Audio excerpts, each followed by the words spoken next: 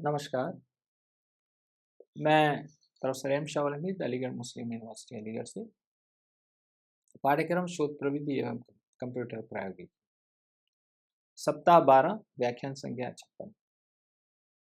इसमें विषय है साहित्यिक चोरी का अर्थ एवं स्वरूप। इस पर आज व्याख्यान। तो साहित्यिक चोरी का अर्थ स्वरूप, साहित्यिक चोरी है क्या? साहित्य क्या है और साहित्यिक चोरी क्या है? इस पर अगर हम देखेंगे तो साहित्य अगर किसी व्यक्ति ने लिखा है, अपने विचारों को, अपने मौलिक विचारों को लिखा है और लिखने के बाद उसको पब्लिश किया, ये सब हम देख चुके हैं। जैसे लेखन क्या होता है, लेखन के बाद उसको प्रकाशन में, लेखन के प्रकाशन में हम उसको प्रकाशित करते हैं। तो जब उसको प्रकाशित किया, प्रकाशित करने के बाद वो उसका काम वहीं खत्म हो गया। कोई और व्यक्ति कुछ लिख रहा है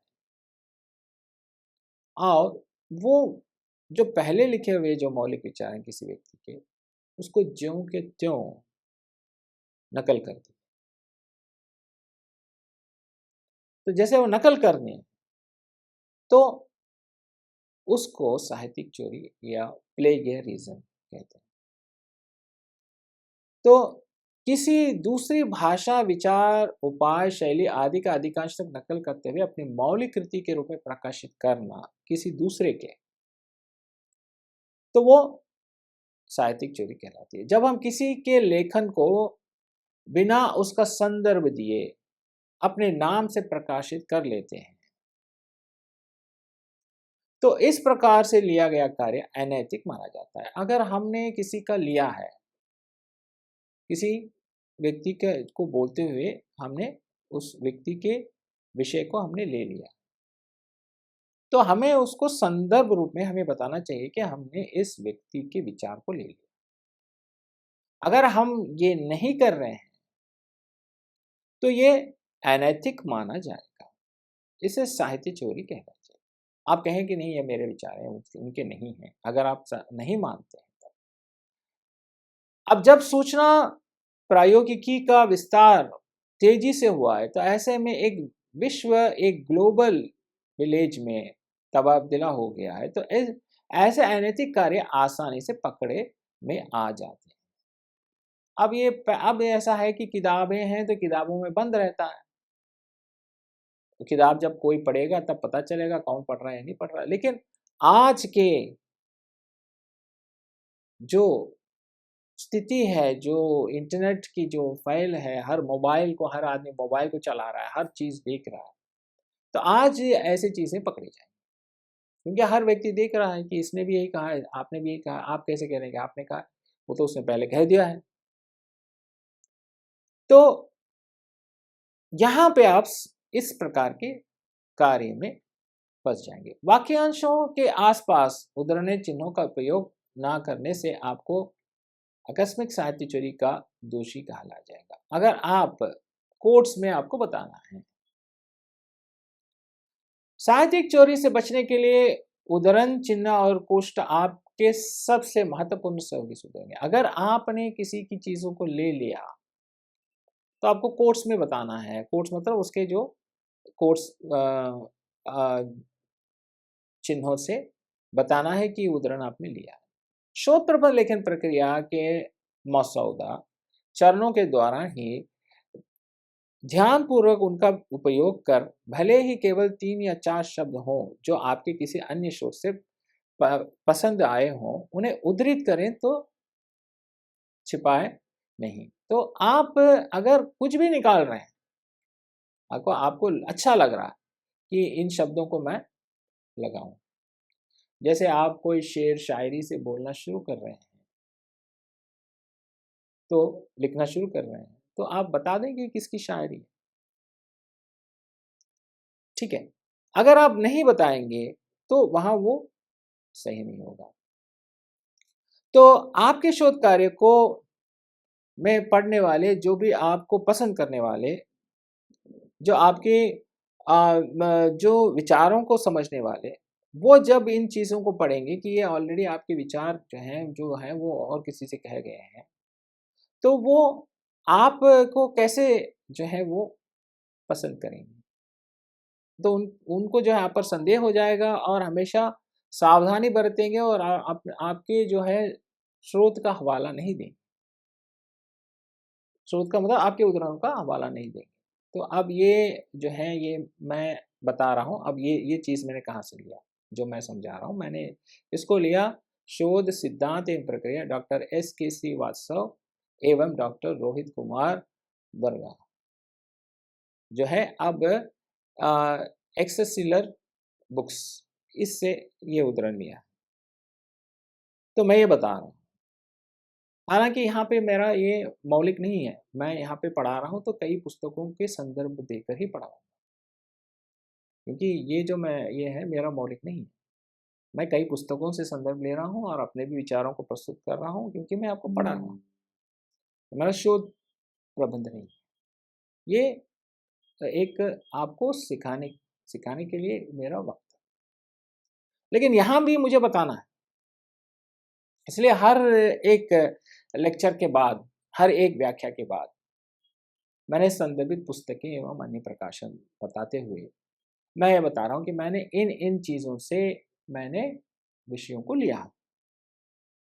अगर मैं ऐसा नहीं बताऊँगा, तो लोग ये समझेंगे कि ये मेरे खुद के विचार हैं और आपके विचार आपके नहीं हैं, किसी और ने भी कहा दिया है, आपसे पहले कह दिया है, तो वो साहित्यिक चोरी में आ जाएगा। इसलिए आपको मान लेना पड़ेगा कि हाँ, हमने इससे लिया है, तो उसमें कोई गलती है ही नहीं। आप उनके विचारों को, किसी के विचारों को ले रहे हैं, तो आप बताइए कि हमने उनके विचारों को लिया है। आप एक पूरे पन्ने में आपने 4 पंक्तियाँ उनकी लिया है, तो आप बताइए कि उनके लगते हैं, बाकी पन्ना हमने लिखा है, जो आपने लिखा है वो बताइए। तो साहित्यिक चोरी बौद्धिक चोरी का कार्य है। सरल शब्दों में किसी के विचारों और कृतियों की नकल करना और उन्हें स्रोत तक उल्लेख या श्रेय दिए बिना अपने रूप में उपयोग करना साहित्यिक चोरी है। यदि आप किसी अन्य लेखक द्वारा किए गए कार्य का श्रेय ले रहे हैं, तो जान लें कि आपको नैतिक और कानूनी परिणामों का सामना करना पड़ेगा। साहित्यिक चोरी के वास्तव में कई दुष्प्रभाव हैं, लेकिन उनमें से कुछ को सूचीबद्ध करने से पहले जो है हम आपको बताना चाहते हैं कि आज साहित्यिक चोरी कई रूपों में मौजूद है। साहित्यिक चोरी कई अलग-अलग रूप से ले सकते हैं। इसमें केवल नकल ही शामिल नहीं है, बल्कि बिना श्रेय के अनुवाद या लेखक का संदर्भ दिए बिना किसी और के विचारों का उपयोग भी शामिल हो सकता है। तो एक चीज़ ही नहीं है, साहित्यिक चोरी ही नहीं है। सभी चीज़ों में, जैसे मैं आपसे बता रहा था कि कॉपीराइट को जब हम बता रहा था, तो कॉपीराइट में भी जो है, जो मैं आपको बता रहा था कि कॉपीराइट, किसी की कॉपीराइट की प्रति है, अगर आप उसको उठाकर आपके नाम से छपवा देंगे, तो आप कॉपीराइट उल्लंघन में फँस जाएँगे, अगर वो रजिस्टर्ड है तो। वो तो पूरी-पूरी एक साहित्यिक चोरी, है ना? तो साहित्यिक चोरी जो है वो एक चीज़ में नहीं है, सिर्फ़ नकल कर लिया है। आप उसका अनुवाद कर लिया है, आप लेखक की जिन चीज़ों को आप संदर्भ दिए बिना बता दिया गया है, ये सब साहित्यिक चोरी में आता है। जब कोई छात्र किसी पाठ्यक्रम में प्रवेश करता है, तो उसे अक्सर शैक्षणिक वर्ष की शुरुआत में ही चेतावनी दी जाती है कि दूसरे काम की नकल ना करें। आमतौर पर छात्र को पाठ्यक्रम की शुरुआत में वितरित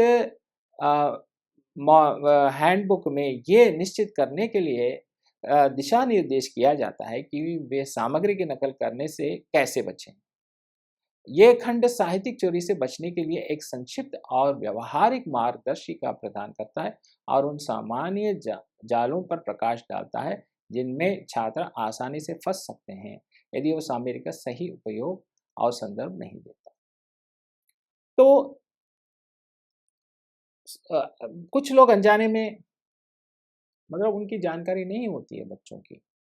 बच्चे जब नए-नए आते हैं या नया-नया आप शोध कर रहे हैं, तो आपको ऐसा लगता है कि शोध क्या है ये आप समझे ही नहीं या आपको कोई ऐसी जानकारी सही से नहीं मिली, तो उस समय आप क्या करेंगे कि कहीं से कोई चीज़ उठा लिया और उसको आप जो है लिखना शुरू कर दिए और उसको ऐसे ही लिख दिए, फिर दूसरे की किसी चीज़ को उठाया उसको भी लिख दिए, तीसरी किसी की चीज़ को उठाया, फिर आप शोध कर रहे हैं। आप किसी प्रश्न का उत्तर नहीं लिख रहे हैं। शोध मतलब आपकी मौलिकता रहनी चाहिए। आप कोई किताब लिख रहे हैं तो आपकी मौलिकता रहनी चाहिए। हाँ, अगर आप किसी की नकल कर रहे हैं, नकल मतलब कि कोई टेक्स्ट बुक को पढ़कर आप लिख रहे हो तो वो प्रश्न और उत्तर वाला है जो परीक्षा में आप लिखते हैं। तो इसकी समझ नहीं रहती है। तो इसकी समझ पहले बिठाना चाहिए, नहीं तो आप बिल्कुल फँस सकते हैं। तो साहित्यिक चोरी की परिभाषा क्या है? संक्षेप में साहित्यिक चोरी किसी अन्य व्यक्ति के काम को उचित श्रेय दिए बिना उसका उपयोग करना। शैक्षणिक संदर्भ में साहित्यिक चोरी छात्रों द्वारा किसी अन्य लेखक के काम को अपना बताने की प्रक्रिया के संदर्भ में करती है।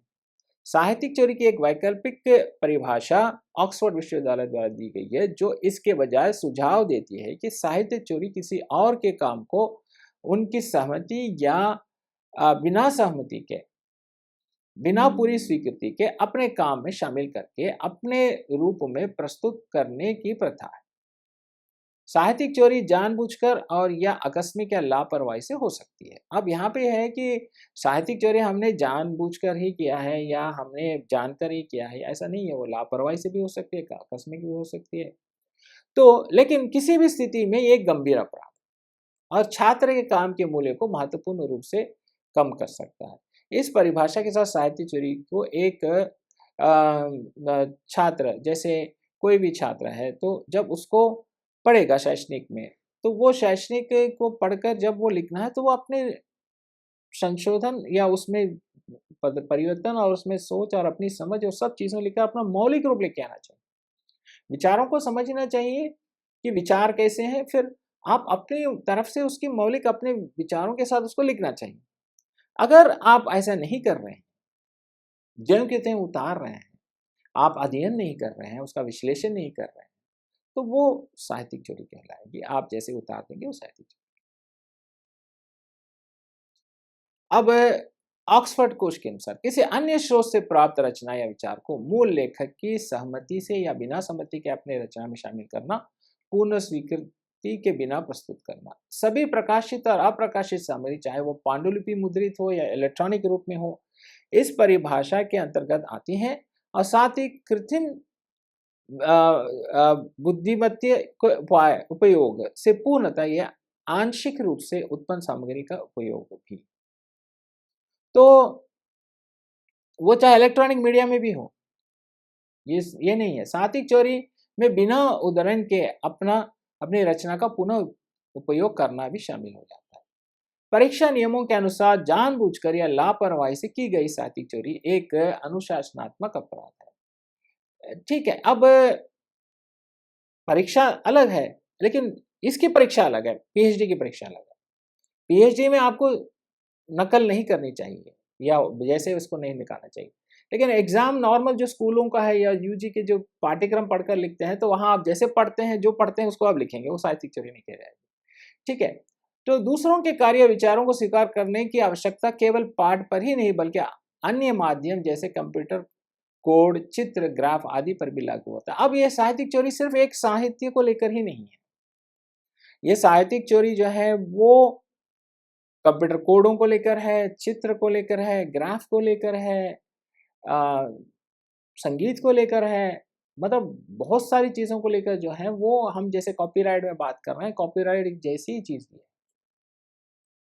कॉपीराइट पूरा-पूरा उसको उतार देते हैं, वो उस पूरी कृति को ही उतार देंगे, जो जो रजिस्टर किया है। इसमें थोड़ा-थोड़ा आंशिक चोरी हो जाती है। तो आंशिक चोरी या पूरी तरह से भी चोरी हो जाए, ये साहित्यिक चोरी। वो साहित्य को लेकर है तो साहित्यिक चोरी हो जाती है। अगर चित्र है तो चित्र की जो है वो प्लेगरिज्म जो है वो शब्द है।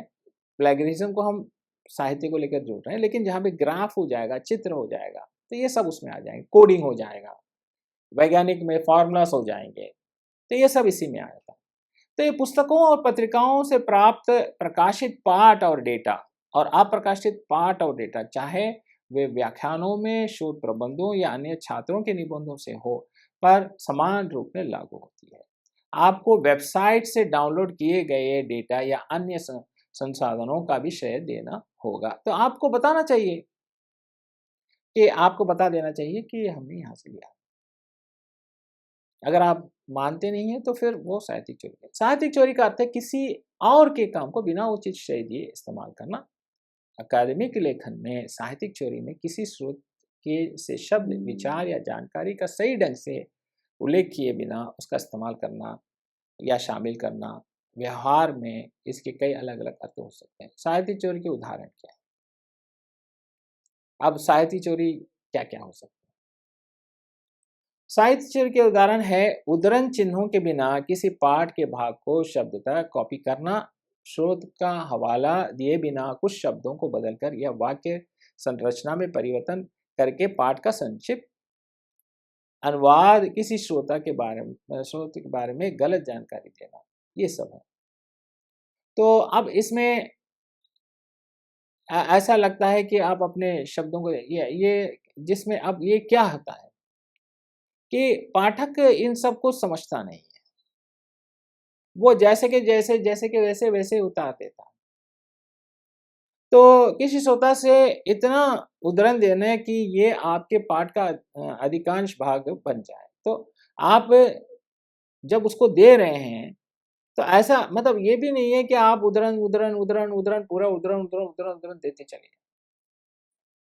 आपके विचार होने ज़रूरी हैं, आपकी मौलिकता भी होनी चाहिए।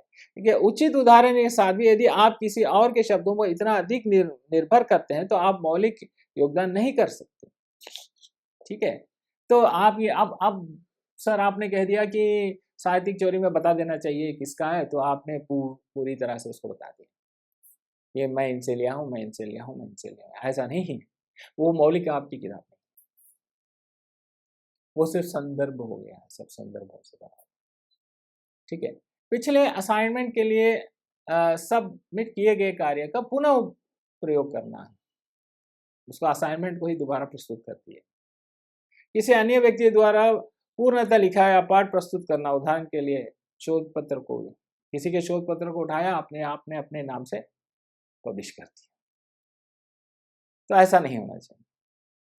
तो हमें बहुत ही सावधान से रहना चाहिए और अपना काम हम अपने खुद करना चाहिए, अपना मौलिक लेखन करना चाहिए। हाँ, अगर आपको पसंद आ गया कुछ तो उसको उसमें लिखना चाहिए कि हाँ इसकी ज़रूरत है, किसी ने कहा है तो उनके उच्च विचार जो हैं आपको दर्शाना ज़रूरी है। तो शोध में साहित्यिक चोरी क्या है? साहित्यिक चोरी तब होती है जब आप मूल लेखों को मान्यता दिए बिना किसी और की रचना का उपयोग करते हैं। साहित्यिक चोरी को चोरी माना जाता है और इस गंभीर परिणाम का कठोर दंड अक्सर भुगतना पड़ेगा। यह आम तौर पर कई क्षेत्रों में पाया जाता है, खासकर अकादमिक लेखन में और अवधारणा और कथनों के उचित उद्धरण दिए बिना किसी मूल स्रोत से लिया जाना। अगर आप नहीं कर रहे हैं, बोल नहीं रहे हैं, आप मान नहीं रहे हैं, तो आप फंसे। साहित्यिक चोरी के परिणाम, आप मतलब क्या है, जो करने वाला है, ये मत समझिए जैसे मैंने आपको कह दिया तो आप नहीं है, जो करने वाला। साहित्यिक चोरी के परिणाम मैं समझाने के लिए बोलता हूँ, अगर करेंगे तो ऐसा। तो जो जो छात्र साहित्यिक चोरी के दोष पाए जाता है उन्हें आमतौर पर स्कूलों से निलंबित या निष्कासित कर दिया जाता है, जिसके कारण वो छात्र किसी अन्य स्कूल में प्रवेश नहीं ले पाता। पत्रकारों और लेखन पेशेवरों सहित बहुत से लोग जीवन भर साहित्यिक चोरी के प्रभाव से प्रभावित रहते हैं। तो इनके कारण कई पेशेवर अपनी नौकरी गंवा देते हैं। तो अब यहाँ पे भी है कि आपको बता देना है बस कहाँ से आपने लिया। अगर नहीं है तो वो जहाँ भी आप साहित्य लिखेंगे, जहाँ भी आप कुछ लिख रहे हैं, जैसे पत्रकारिता भी जो है वो साहित्य के अंदर ही आती है। जहाँ एक विभाग है पत्रकारिता भी, समाचार पत्रों पर, ठीक है। तो वहाँ पे भी जो है आप अपने कार्यस्थल से जब जहाँ आप काम कर रहे हैं वहाँ भी आपको मौलिकता लानी चाहिए। अब सिर्फ छात्र ही नहीं, ठीक है, छात्रों की प्रतिष्ठा नष्ट हो जाती है। अगर आप एक छात्र के तौर पर साहित्य चोरी का अपराध कर लेते हैं तो आपको पता होना चाहिए कि आपको बिना किसी चेतावनी के आसानी से निलंबित किया जा सकता है। ठीक है, तो आपका शैक्षणिक रिकॉर्ड अवैध हो जाएगा और अनैतिक हो जाएगा। और पेशेवर प्रतिष्ठा नष्ट। एक पेशेवर लेखक सार्वजनिक है और वो व्यवसाय के रूप में है, उसको पता होना चाहिए कि साहित्यिक चोरी का कारण क्या हो सकता है, साहित्यिक चोरी क्या है, और उससे वो समझते हैं। क्योंकि कई लोग कई चीज़ें लिखते हैं, जैसे टेक्स्ट बुक लिखते हैं या कोई नोट्स लिखते हैं, दूरस्थ शिक्षा के लिए कुछ नोट्स लिखते हैं। तो जब ये सब जब लिखते हैं तो वहाँ उनको भी मौलिकता लाने की ज़रूरत है। अगर वो नहीं कर रहे हैं या बता नहीं रहे हैं कि हमने यहाँ से लिया है, तो वहाँ वो फंसेंगे। कानूनी नतीजे। साहित्यिक चोरी आपको कानूनी तौर पर भी नुकसान पहुंचा सकती है, और वो गंभीर रूप से, अगर आप कॉपीराइट से सुरक्षित सामग्री की नकल करते हैं या उसका इस्तेमाल करते हैं, तो उसको ना केवल कानूनी दंड का सामना करना पड़ेगा, बल्कि आपका अपराधी के रूप में भी जो है आपको जेल जाना पड़ेगा। अच्छे दिन नहीं बिताना चाहते तो आपको किसी और की सामग्री का इस्तेमाल करते समय सावधानी बरतना चाहिए। तो आपको जब सजा मिलती है तो वो आपके जो है अच्छे दिनों को काट देते, तो आपको ध्यान रखना पड़ेगा। तो दूसरा जो है इसके परिणाम क्या है, साहित्यिक चोरी के एक बड़ा नतीजा ये होता है कि आप भारी भरकम जुर्माना और आपके जीवन में आपको दंड से गुजरना पड़ेगा। अब साहित्यिक चोरी का स्तर क्या है। साहित्यिक चोरी परिणाम तो ये है कि आपको भारी दंड और नुकसान सहना पड़ेगा, जेल जाना पड़ेगा, जुर्माना देना पड़ेगा, बहुत सारी चीज़ें। साहित्यिक चोरी का स्तर क्या है? साहित्यिक चोरी का स्तर है हल्का। हल्का क्या है? पाठ के स्रोत उद्धरण किए गए हैं लेकिन संदर्भ सूची से बाहर रख दिया गया है। उद्धरण के चारों ओर उद्धरण चिन्ह छोड़ दिए। तो आपने थोड़ा सा लिया है लेकिन आपने उद्धरण चिन्ह नहीं लिया, ये हल्का सा है।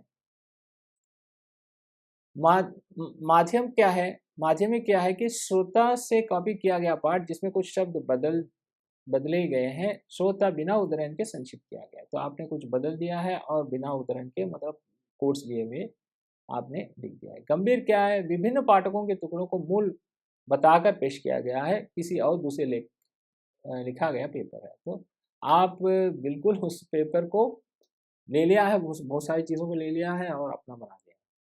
साहित्य चोरी के कई परिणाम होते हैं और सभी गंभीर होते हैं, जिसे दोषी पाए गए छात्र के शैक्षणिक और करियर से भविष्य पर निरंतर नकारात्मक प्रभाव पड़ने की संभावना होती है। अक्सर इस बात को नज़रअंदाज कर दिया जाता है कि साहित्यिक चोरी के परिणाम उस छात्र तक ही सीमित नहीं होते। वो अपने निबंध या रिपोर्ट जमा करते समय नकल करते हुए पकड़ा जाता है, तो इस खंड में बताया जाता है कि साहित्यिक चोरी के परिणाम छात्रों के साथ साथ अन्य समूह जैसे अन्य छात्र शैक्षिक संस्थाएं को भी जो है वहाँ पे इससे बदनामी होती है।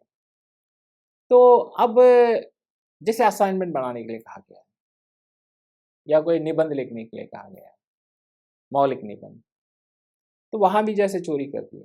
छोटा सा डिसीजन होता है, डिसर्टेशन। एमए में एक प्रोजेक्ट होता है, प्रोजेक्ट दे दिया, प्रोजेक्ट किसी और का प्रोजेक्ट जो पहले दे दिया गया है उसको दोबारा प्रस्तुत कर दिया गया। तो ऐसे करने से सिर्फ उस छात्र पर ही नहीं है, वो उस संस्थान का नाम भी जो है खराब होता है कि ये संस्थान में जो है ऐसे चीज़ें चलती हैं। और इससे नतीजे क्या होता है कि उस संस्थान को भी दंड दिया जाता है या उससे जो है उसके अधिकारों को छीन लिया जाता है। और कॉपीराइट का उल्लंघन में जो है उनको फांस दिया जाता है, उसके संस्थान भी उसको भुगतना पड़ेगा। तो साहित्यिक चोरी के कारण आपको अपने पाठ्यक्रम कॉलेज या विश्वविद्यालय से निष्कासित किया जाएगा और फिर उसका परिणाम से कार्रवाई जुर्माना होगा और जेल भी हो सकती है, और विद्यालय की भी बदनामी होती है और संस्था को भी जो है उसकी मान्यता को रद्द किया जा सकता है। तो ये सब चीज़ें साहित्यिक चोरी से निर्भर हैं। तो क्या होता है कि अगर इसके दंड क्या हो सकते हैं? दंड ये है कि साहित्यिक चोरी के दोष पाए जाते हैं तो उसे अपने शैक्षणिक संस्था से निकाल दिया जाता है। भविष्य में शैक्षिक संस्था में दाखिला लेने से स्थायी रूप से प्रतिबंधित किया जाता है। पिछले 3 वर्ष की अवधि में अकेले में जो है बहुत सारे ऐसे छात्र हैं जो साहित्यिक चोरी में पकड़े जाते हैं और पकड़े गए हैं। तो अब क्यों करते हैं साहित्यिक चोरी? इस पर अगर हम देखें, देखिए कहीं कोई गलती हो रही है, वो गलती क्यों हो रही है? तो क्यों करते हैं? क्योंकि फेल होने का डर होता है, अच्छे ग्रेड के लिए होता है, या ये विश्वास है कि वो पकड़े नहीं जाएँगे, वो मैं पकड़ा ही नहीं जाऊँगा इसलिए मैं करूँगा। छोटी समय सीमा मतलब बहुत सारा समय जो है वो अपने दूसरे कामों में बिता दिया और समय नहीं है इसलिए उस समय वो करता है। साहित्यिक चोरी में जो है वो है कि अ, टाल-मटोल वाली चीज़ें हो जाती हैं कि हाँ, अब करेंगे, कल करेंगे, वो कर ही नहीं पाते। अपने विचारों की सीमा, तो अपने विचार उतने उनको लिख ही नहीं पाता कि उसके विचार उतने उस तरह के से अभिव्यक्त नहीं हो पाते। तो ये सब उसके कारण हो सकते हैं। ये सच है कि कुछ शोध पत्रों में भी बहुत सारे उद्धरण होते हैं, अधिक कुशल उदाहरण देकर व्यवस्था को कम करने के तरीके। अब यह है कि सर हम उद्धरण ही उद्धरण लिख दे, नहीं, उद्धरण ही उद्धरण नहीं माना जाएगा। कुछ अच्छे उद्धरण को लिया जाना चाहिए। एकाधिक उद्धरण को एक कोष्ठों में संग्रहित करना चाहिए। जब आप एक ही श्रोता को लेकर लगातार कई बार उद्धृत करते हैं, तो वो पूर्ण उद्धरण को ना दोहराना चाहिए। दोबारा-दोबारा आप एक ही उद्धरण को दोहराना चाहिए। एक पूरे 10 पेज में जो है 4 बार आपने एक ही संदर्भ को बता दिया, उद्धरण को बता दिया। दोहराया उद्धरण के इंगित करने के लिए का उपयोग करना चाहिए। जो छापे वो आप कोट्स बताकर बताना चाहिए। सामान्य ज्ञान वाली जानकारी के लिए उद्धरण छोड़ना चाहिए। अगर आप वो कुछ सामान्य जानकारी है तो वहाँ भी आपको उद्धृत करना चाहिए। ठीक है। तो उद्धृत किए जाने वाले श्रोताओं की कोई निश्चित संख्या नहीं होती। अगर श्रोता का उपयोग आपके तर्क के बावजूद करने का आधार होना चाहिए, ना कि किसी कोटे को पूरा करने के लिए। तो अब उद्धरण पर आपको सावधानी बरतनी चाहिए। तो अगर आप उद्धरण पूरा उद्धरण ही उद्धरण देते रहेंगे, तो भी जो है वो साहित्यिक चोरी या वो एक स्तरीय शोध, वो तो मान गए कि आपने कॉपी नहीं किया, आप बता रहे हैं कि मैं उद्धरण लिया हूँ। लेकिन क्या वो पेपर माना जाएगा जहाँ पे आपके मौलिक विचार ही नहीं है ना? तो अगर आप शोध पत्र लिख रहे हैं या असाइनमेंट लिख रहे हैं या प्रोजेक्ट लिख रहे हैं, तो आपको मान लेना चाहिए कि आप खुद लिखें। तो आप कब खुद लिखेंगे? अब यहाँ पे आप प्रश्न पूछेंगे, सर इसको कैसे करें? यह विचारों की कमी है सर। तो विचारों की कमी के लिए आप क्या करें कि आप पढ़ें, पढ़ना है, आपको पढ़ाई करनी है। ये एक ऑथर से नहीं, कई ऑथरों से पढ़नी है। जैसे अभी भाषा विज्ञान है, तो भाषा विज्ञान फलाना तिवारी को पढ़ना चाहिए, श्याम सुंदर दास को पढ़ना चाहिए। तो एक ऑथर से नहीं चलेगा। सिर्फ भाषा पढ़ना चाहिए, भाषा विज्ञान पढ़ना चाहिए ताकि आप और चीज़ों को समझें। तो पढ़ते ही आप जो है लिखना शुरू करेंगे। जैसे अभी मैं बोल रहा हूँ, तो बोल कैसे रहा हूँ? ये बोलना भी क्या है, लिखना जैसे ही है। तो बोल कैसे रहे हैं? जैसे जैसे आप पढ़ते जाएँगे, अध्ययन करते जाएँगे, तो आप बोलना मतलब अब तो मैं बोल रहा हूँ, वो आप सुन रहे हैं, लेकिन आपका मन बोलेगा, आप लिखेंगे। आपका मन बोलेगा, आप लिखेंगे। तो जैसे-जैसे आपका मन बोलता जाएगा, वैसे-वैसे आप लिखते जाएँगे और फिर आप उन विचारों को दोबारा पढ़कर देखेंगे, किसी और से पढ़वा के देखेंगे कि या क्या ये सही है, जो मैं लिख रहा हूँ? आपको ये समझ में आ रहा है, ये आपको पसंद आया? तो यहाँ पे आप अपनी गलतियों को सुधारेंगे, ठीक है? जैसे समय ख़ासकर क्या होता है, हर एक बच्चा पढ़ाई के लिए ही आता है, ठीक है? वो अपना समय अगर यहाँ-वहाँ बिता देता है, तो समय की जो है वो उसके पास कमी हो जाती है, तब जाकर वो किसी न किसी चीज़ों में फँस जाता है। इसलिए आप पहले से ही अपनी समय सारणी बना लीजिए। और उद्देश्य क्या है एक विद्यालय में आने का? उद्देश्य ये है कि आप पढ़ाई के लिए आए, तो आप पढ़ाई करिए, आप अध्ययन, आप अगर पढ़ाई और अध्ययन नहीं करेंगे और बार-बार आप एक ही समय आपको बिताएँगे और एक जो दूसरी चीज़ों पे जाएँगे या अध्ययन किए बिना कुछ और तरीके से जो है परीक्षा में सफल होने की कोशिश करेंगे, तो वहाँ पकड़े जाएँगे। तो वहाँ साहित्यिक चोरी में फँस जाते हैं। वैसे हर कोई इंसान जो है वो साहित्यिक चोरी करना नहीं चाहता। वो कुछ परिस्थितियाँ उसकी ऐसी हो जाती हैं कि जहाँ वो साहित्यिक चोरी में फँस जाता है। ये एक जाल में फँस जाता है या कभी-कभार बिना कोई जानकारी के जैसे अभी हम आपने इस व्याख्यान को सुन लिया, इसलिए आपको साहित्यिक चोरी क्या है ये समझ में आई। और भी इसके जो है 4 व्याख्यान और हैं, पूरे 5 व्याख्यान। तो ये जब आप समझ लेंगे तो आप जो है इसकी चीज़ों को समझ जाएँगे। अगर इसकी जानकारी नहीं है किसी बच्चे को और वो ऐसी ऐसी परिस्थिति से आया है जहाँ पे इसकी जानकारी की कमी है, तो वो ये सोचेगा कि इसकी प्रणाली ही यही है कि कहीं से उठाएँ और उसको जो है उसकी नकल कर दें, कहीं से उठाएँ उसको नकल कर दें, ये सब नकल ही जो है एक पुस्तक बन जाएगी, ऐसा नहीं है। तो इसीलिए सुपरवाइज़र की ज़रूरत है, इसीलिए गाइड की ज़रूरत है। तो आप शोधार्थी हैं, जैसे प्रोजेक्ट भी आपको बनाया जा रहा है, तो प्रोजेक्ट के सुपरवाइज़र हैं, प्रोजेक्ट के गाइड हैं, उनसे आपको पूछना है कि हमने जो लिखा है, वो कहाँ तक सही है और इसको हम कहाँ तक सही करके ले जा सकते हैं, ठीक है? तो जब तक आप ये इन चीज़ों को लेकर नहीं चलेंगे, ठीक? सुपरवाइज़र के गाइडेंस से नहीं जाएँगे, तो आप जो है उसमें सफल नहीं होंगे। इसलिए सुपरवाइज़र से मिलना ज़रूरी है और उससे जानकारी लेना ज़रूरी है। तो अ, आशा है क्योंकि आप शोध के विद्यार्थी हैं, ये शोध प्रविधि और कंप्यूटर प्रौद्योगिकी आप पढ़ रहे हैं, तो साहित्य चोरी क्या है, ये जानना ज़रूरी है, इसलिए इसको मैंने इस पाठ्यक्रम में रखा है। तो आशा है कि ये जो व्याख्यान है मेरा आपको लाभदायक सिद्ध होगा और कुछ प्रसिद्ध हिंदी ग्रंथ एवं लेखक भारतीय काव्यशास्त्र डॉक्टर हरिश्चंद्र वर्मा, हिंदी आलोचना की परिभाषित शब्दावली डॉक्टर अमरनाथ, भारतीय आर्य भाषा और हिंदी सुनीत कुमार चाटुर्जा, अच्छी हिंदी रामचंद्र वर्मा, त्रिवेणी आचार्य रामचंद्र शुक्ल, रस मीमांस आचार्य रामचंद्र शुक्ल, चिंतामणि आचार्य रामचंद्र शुक्ल, नवरस बाबू गुलाब राय। संदर्भ पुस्तक ग्रंथ एवं अन्य प्रकाशन, ये मैं क्यों दे रहा हूँ? हर व्याख्यान में जो है मैं बता रहा हूँ कि संदर्भ पुस्तकें हैं, ग्रंथ हैं, प्रकाशनें हैं, इसको मैंने लिया है। इन सबको जो है मैंने संदर्भ के रूप में लिया है। क्यों लिया है? इनको रेफ़रेंस के रूप में लिया है। इन्हीं से सामग्री मैंने लेकर आपको ये सब व्याख्या बताए हैं। जैसे कुछ वेबसाइट्स हैं और इसमें मैंने अ, शोध सिद्धांत एवं प्रक्रिया डॉक्टर एस श्रीवास्तव एवं डॉक्टर रोहित कुमार वर्गा की जो है पुस्तक उसको उससे लिया गया है। ये क्यों मैं बता रहा हूँ? क्योंकि आपको पढ़ाने के लिए जो सामग्री मैंने किया है वो इकट्ठा की गई है इनसे और इसको मैं विस्तार रूप से आपको बता रहा हूँ। तो यहाँ मैं इसको स्वीकृत कर रहा हूँ। अगर मैं स्वीकृत नहीं करूँगा तो ये फिर वही हो जाएगा कि आपने नहीं किया, ये आपके विचार हैं। आपके विचार नहीं है, किसी और के विचार हैं, हम किसी और के विचार हैं। अब मैं यहाँ पढ़ाने के लिए उन सब विचारों को आपको समझा रहा हूँ। ठीक है? ये मेरा शोध पत्र नहीं है, ये व्याख्यान है। यहाँ पे मैं समझा रहा हूँ कि ये सब चीज़ें हैं। साथ-साथ मेरे विचारों को भी मैं बता रहा हूँ कि आपको ऐसे करना चाहिए, ऐसी चीज़ें हैं, इन चीज़ों को है। तो ये आपके एक तरीका है जिससे आप समझें। ठीक है? तो आज का व्याख्यान यहीं समाप्त होता है। धन्यवाद। नमस्कार।